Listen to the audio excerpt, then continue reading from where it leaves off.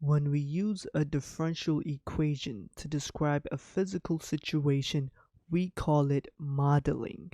An example of a situation that we can model using a first-order differential equation is a mixing problem.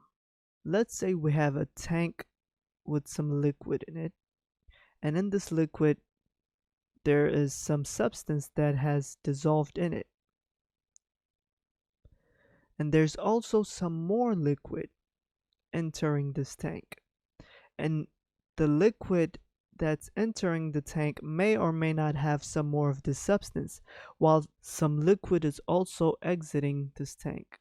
And if we say that Q of T is the amount of substance at any given time T in this liquid, then we can model the situation with a differential equation in such a way that when we solve the equation, we get an expression for Q of T. And to do this, we would have to calculate the rate at which the amount of substance in the liquid changes over time. In other words, we have to figure out the rate of change of Q of T. And the rate of change of Q of T is the rate at which the substance enters the tank minus the rate at which the substance exits the tank. Now, before we move any further, we actually have to make some assumptions about this problem that is unrealistic when applied in real-world situations. And that assumption is that the concentration of the substance in this liquid at any given time is uniform across the tank. And the reason why we're doing this is because if we were dealing with a situation in which the concentration of the substance in different parts of the tank varied, then we would have to come up with a model that's a lot more complicated and that uses partial differential equation, which is completely outside of the scope of this discussion. So with that in mind, let's figure out what the rate at which Q of T enters the tank is. Well, that's just the flow rate of the liquid entering the tank times the concentration of the substance in the liquid entering the tank. And similarly, the rate at which Q of T exits the tank is the flow rate of the liquid exiting the tank times the concentration of the substance in the liquid exiting the tank. Now let's make things more concrete by working on this mixing problem. A 1500-gallon tank initially contains 600 gallons of water with 5 pounds of salt dissolved in it. Water enters the tank at a rate of 9 gallons per hour, and the water entering the tank has a salt concentration of 1/5 times 1 plus cosine of T pounds per gallon. If a well-mixed solution leaves the tank at a rate of 6 gallons per hour, how much salt is in the tank when it overflows? Now, before we start modeling this problem, as I previously explained, we have to make an unrealistic assumption. And that assumption is that when it says a mixed solution, it's saying that the concentration of the salt at any given time is uniform across the tank, which means as liquid enters the tank, as soon as it enters, it instantaneously disperses evenly in such a way that the salt concentration in the liquid remains uniform. So with that in mind, we have a tank, and we know that this tank can hold a maximum of 1500 gallons. So this right here is 1500 gallons. And initially it contains 600 gallons of water. So we can say that initially this right here is 600 gallons.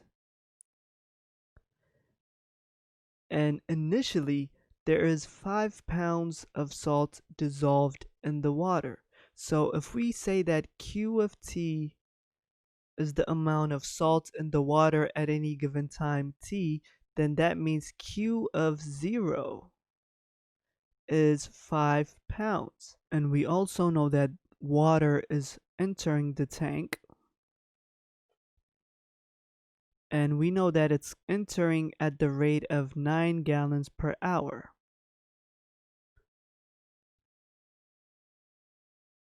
And the water that's entering has a salt concentration of 1/5 times 1 plus cosine of T pounds per gallon. So the concentration is 1/5 times 1 plus cosine of T pounds per gallon. And we all know that a well-mixed solution is leaving the tank at the rate of 6 gallons per hour. So it exits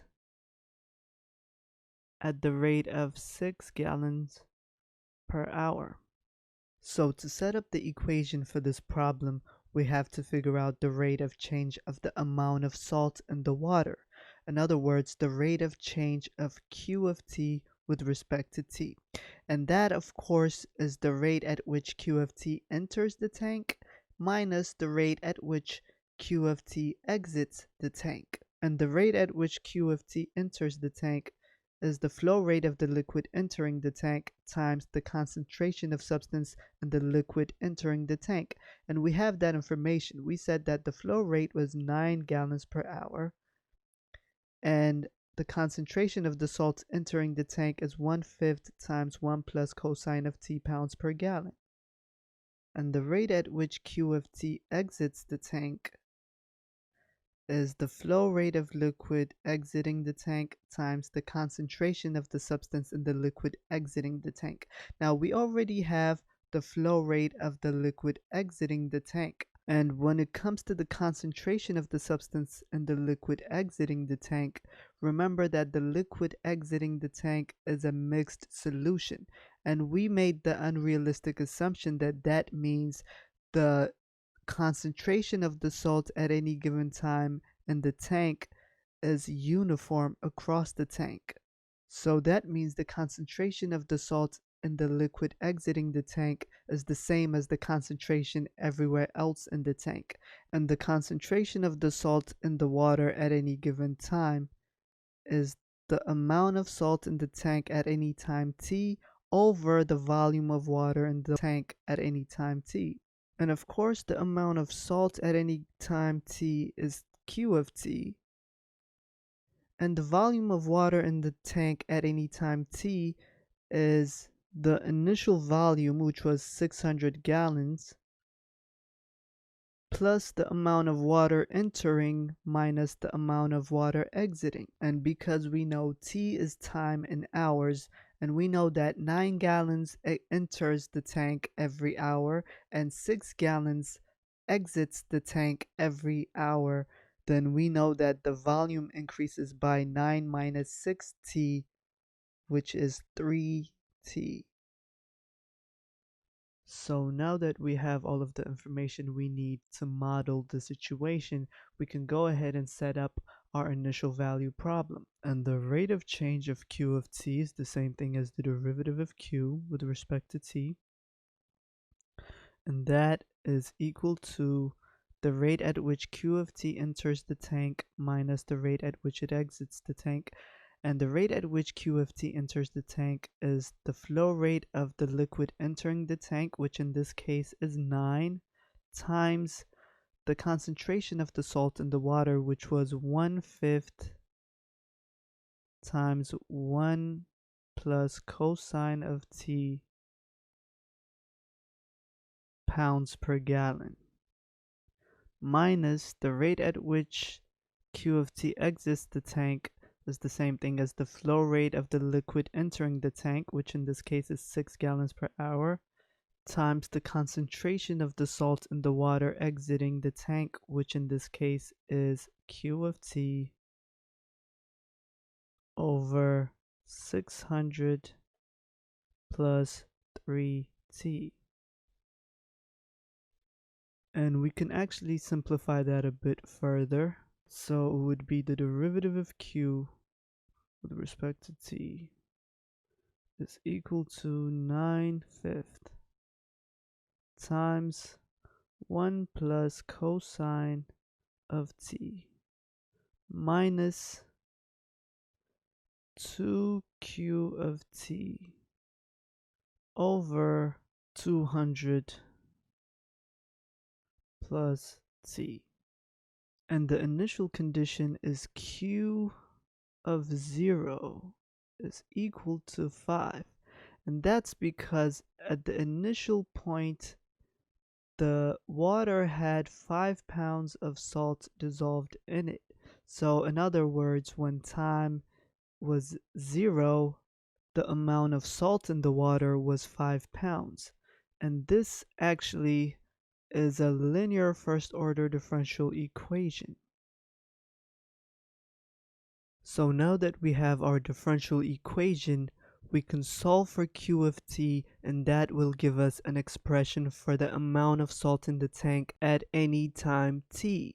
And because it's a linear first order differential equation, the first step is to make sure that it's in the correct form. And we do that by adding 2q of t over 200 plus t to both sides. And that would give us the derivative of q with respect to t plus 2q of t over 200 plus t is equal to 9/5 times 1 plus cosine of t.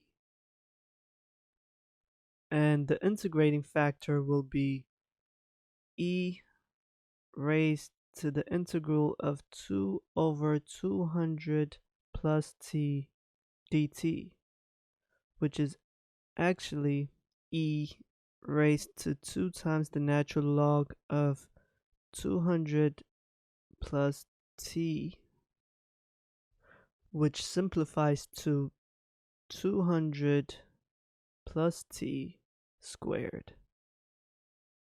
And that is our integrating factor. And when we multiply the equation with this integrating factor on the left side, we get the derivative of the integrating factor, 200 plus t squared, times q of t. And on the right side, we get 9/5 times the integrating factor, which is 200 plus t squared, times 1 plus cosine of t.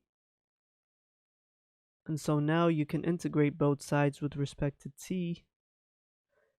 And on the right side, you can use integration by parts, which I've already done ahead of time. And when you do that, you get, on the left side, you're just left with 200 plus t squared times q of t.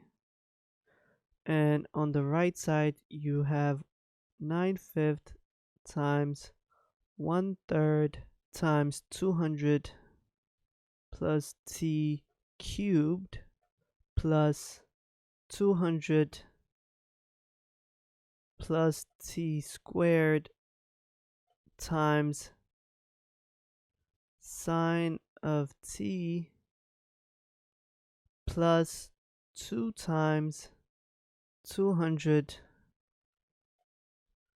plus t times cosine of t minus 2 times sine of t, and all that plus the constant of integration. So let me scale this down so it's visible. And finally, let's divide both sides by 200 plus t squared so we can solve for q of t, and that will give us q of t is equal to 9/5 times 1/3 times 200 plus t plus sine of t plus 2 times cosine of t over 200 plus t minus 2 times sine of t over 200 plus t squared. All that plus the constant of integration over 200 plus t squared.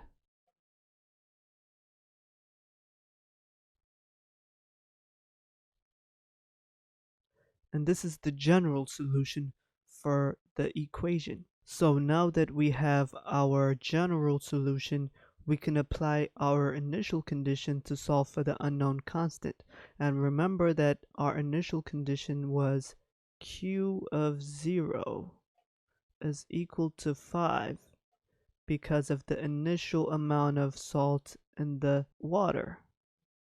And when we do that, we get 5 is equal to 9/5 times 1/3 times 200 plus sine of t is just 0, so that cancels out, and cosine of t is 1, so it will be 2 over 200, and this whole term becomes 0, so this plus c over 200 squared.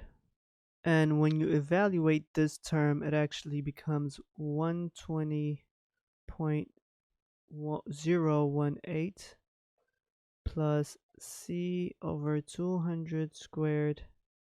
That is equal to 5. So when you subtract 120.018 from both sides, you get negative 115.018 is equal to c over 200 squared. And 200 squared is actually 40,000. So when we multiply both sides by 40,000, we actually get c is equal to negative 4,600,720. And when we plug that back into our equation, we get q of t is equal to 9/5 times 1/3 times 200 plus t plus sine of t plus 2 times cosine of t over 200 plus t minus 2 times sine of t over 200 plus t squared plus this big number, negative 4,600,720 over, what was it, 200 plus t squared.